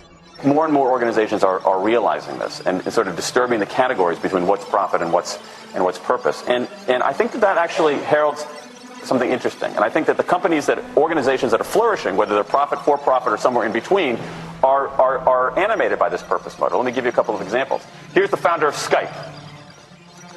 He says, our goal is to be disruptive, but in the cause of making the world a better place. Pretty good purpose. Here's Steve Jobs. I want to put a ding in the universe.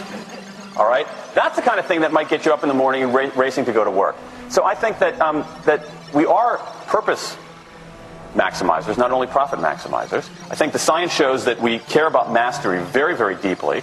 And the science shows that we want to be self-directed. And I think that the big takeaway here is that if we start treating people like people and not assuming that they're simply horses, slower, smaller, better-smelling horses, if we get past this kind of ideology of carrots and sticks and look at the science, I think we can actually build organizations and work lives that make us better off, but I also think they have the promise to make our world just a little bit better.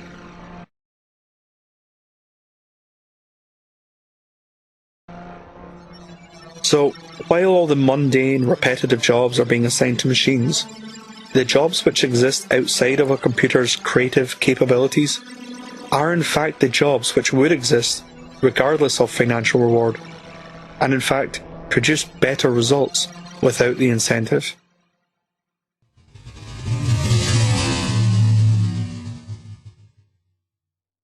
Earlier we looked at the possibility of certain media companies becoming exclusive to app form. But what would the future of media look like if a website such as YouTube decided to adopt the same feature of paid subscription viewing, incorporating, say, an embedded planner interface? Well, for one, YouTube would have an immediate advantage as their planner could be customizable, and rather than having to pay for an entire package of channels, users would have the option of paying for individual programming. The programs themselves would no longer be constrained by the time slot limitations of a typical TV network, for each program could have its own channel. But this is all merely speculation, right? Well, no. Turns out YouTube are currently preparing to switch on live stream subscription viewing.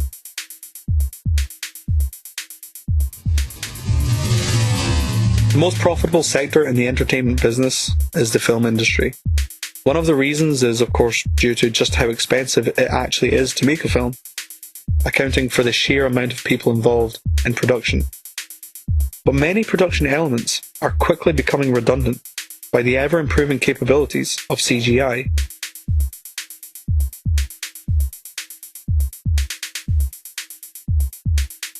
If filming outside, you only have a few hours of light each day to maintain continuity. With CGI, backdrops and lighting can be controlled in a greenlit studio. As far as on-screen performances, movies tend to have dozens of actors each requiring multiple takes of a scene, and character CGI has typically been reserved for cartoonish features. Well, as the technology advances, CGI is getting ever closer to reflecting reality. Okay, first thing, smile, frown, look mean, eyebrows up, eyebrows down, move your mouth around like this. Now go A, E, I, O, U. Very good. Okay, now. With CGI, an actor could perform every scene of a movie inside a greenlit studio. And since his image is rendered, you could have a single actor performing multiple roles. Perhaps every role in an entire movie could be performed by just 4 or 5 actors. And since their emotions would be captured and stored on the computers, in the future, rather than having to shoot a scene over and over until finally getting the desired emotional response, perhaps directors will have the option of choosing from a database of pre-programmed actions. All this implying mass reduction in the volume of people needed to make a film. Now, I'm sure many of you will see the lump of labour fallacy here and point out that new jobs would emerge in the form of building the CGI. However, video games are entirely CGI, and the development of a game currently costs between $500,000 and $5 million. Compare that with the starting price of $200 million for a Hollywood movie. And then there's the open source community. Blender, for one, is an open source 3D modeling program. Since the Blender project began, a community of volunteers have downloaded the source code and over time made gradual improvements to the program's functionality. Today, Blender is capable of producing this. Why don't you just admit that you're freaked out by my robot hand?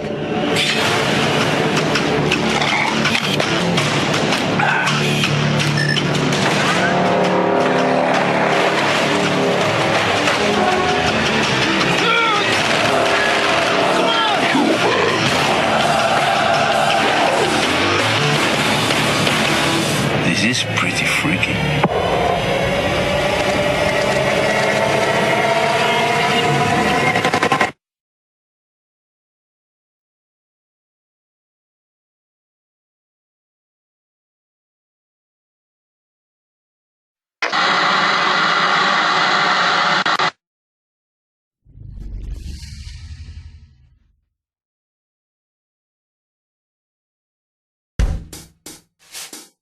This sector covers a vast range of jobs, and I feel it would be far too time-consuming to address each in great detail.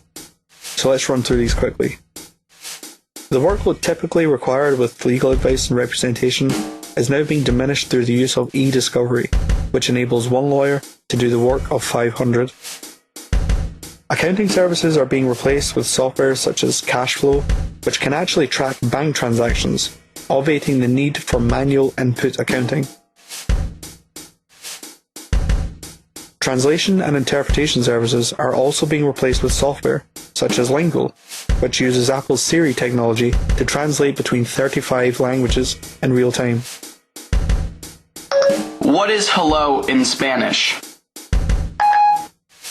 Okay, here you go.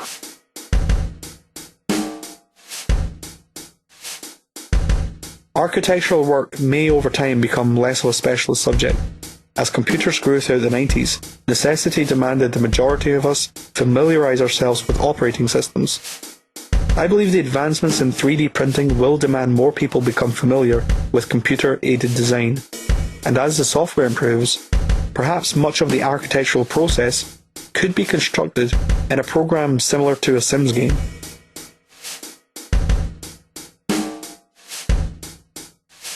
Engineering, computer system design, photography, and scientific research all seem to fall under the umbrella of creativity, which, as demonstrated earlier, would exist regardless of paid employment. Advertising services may also be under threat if YouTube were to eliminate their competition and also incorporate a paid viewing feature which disables advertising. Consulting services, I think, can easily be replaced with advanced voice recognition software.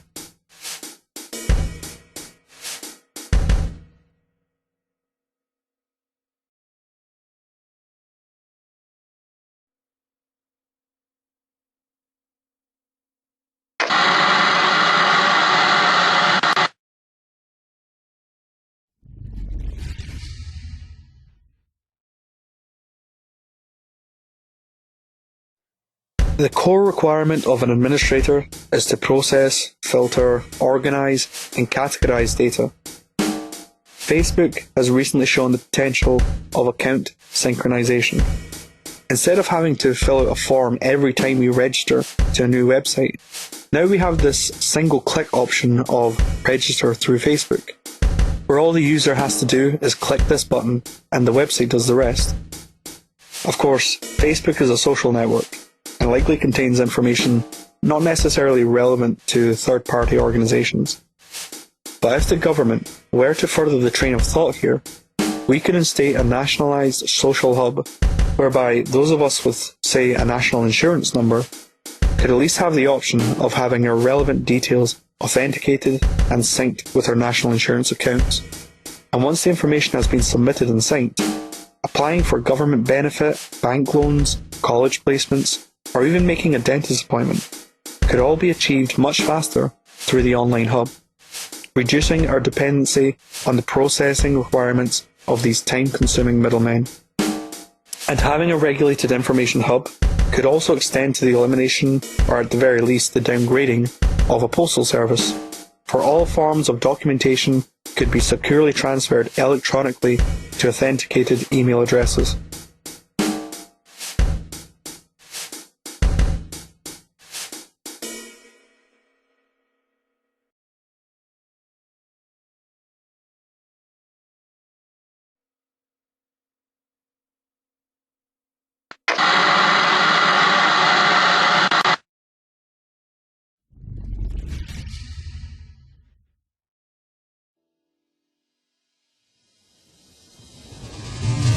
The world of finances and insurance is obviously dependent upon the circulation of money. So rather than address specific elements of this sector, it's perhaps easier to simply look at the root cause of our pending financial collapse. Far from automated systems, the fall of the global financial economy will result from simple causation principles in mathematics. Almost every form of trade in the world is represented through currency. Currency is a proclamation where a certain value is identified by a number. £1 will represent a value, which can differ slightly between traders, but generally holds an accepted range. And this ranging value is not determined or decided by politicians or bankers. It is a value derived from the market.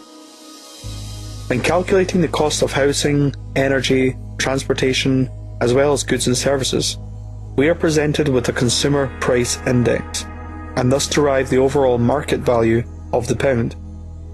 The markets themselves are predicated on consumer spending. So, if all consumers continually spent the same amount, the market prices would stabilise, and the economy could potentially function harmoniously, neither growing nor contracting. But let's take a step back and look at where money actually comes from in the first place. All money in circulation was created by, and is the property of, the central bank, in our case the Bank of England. This bank loans money to commercial and investment banks, which then issue loans themselves to rival banks, consumers, and businesses. So, since we are all trading borrowed money, cyclical consumption is not only a necessity for ensuring the integrity of the pound, it is also a requirement for the banks, thus the currency, to remain operational. Only one problem with this. This borrowing from the bank's process, it's not quite the same as a game of Monopoly where a friend might loan you some cash until you pass go. All the money borrowed from both central and commercial banks have to be paid back with interest.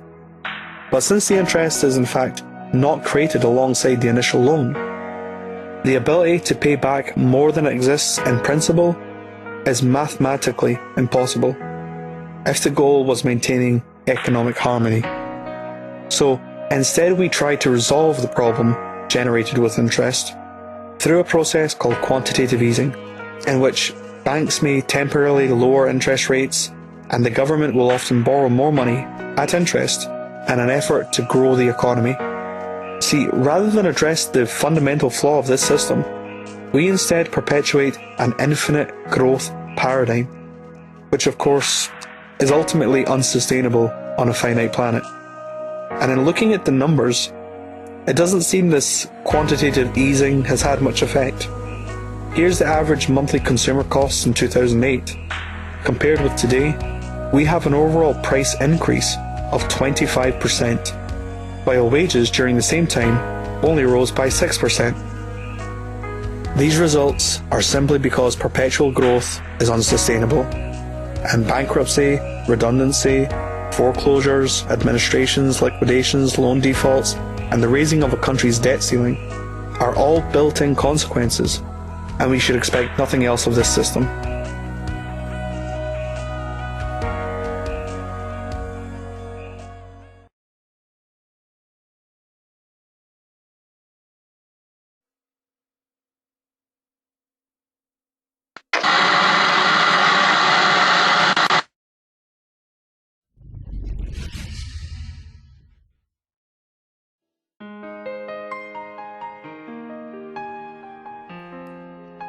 Having looked at each sector of employment, it appears we are heading towards a fully automated economy. Some might say this would still require a lot of human workers. Machines, after all, do have at least one constraint. While they can work without a monetary incentive, they do require energy.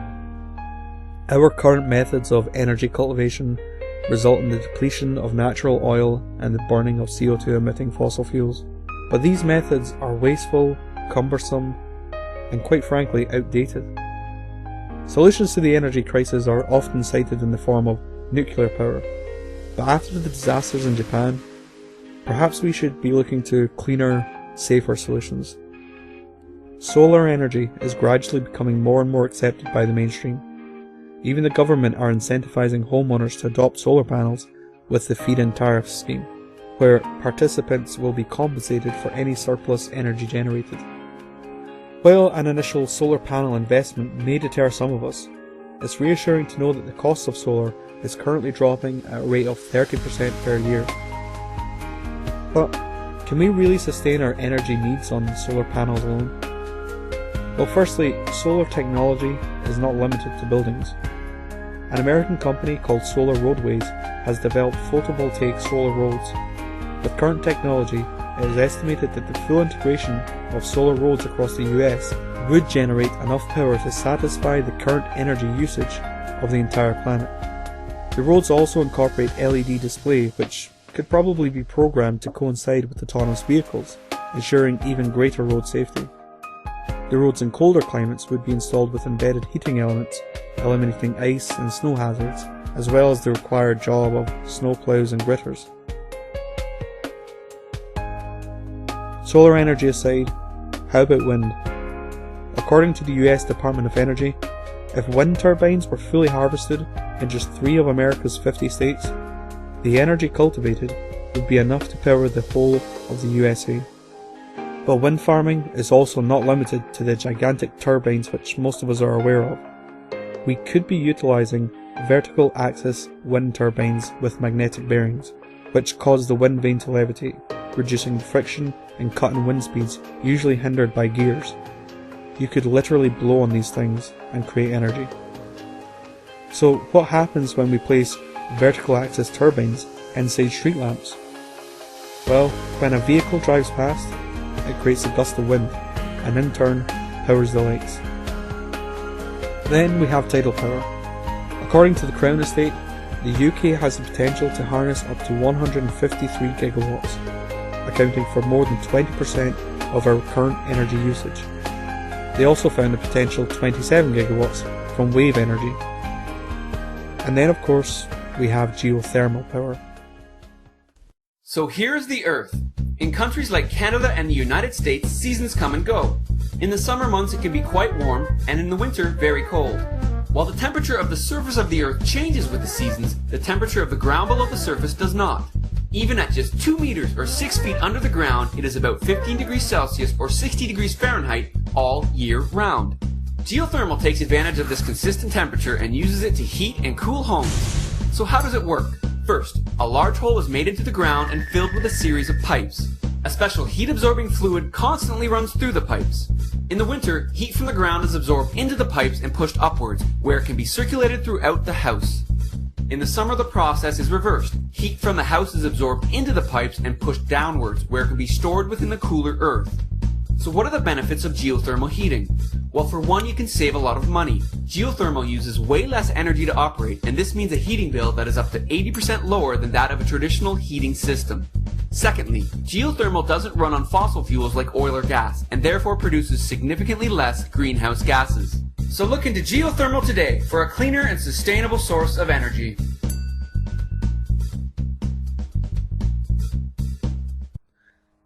As well as heating homes, geothermal is being used to convert heat into energy.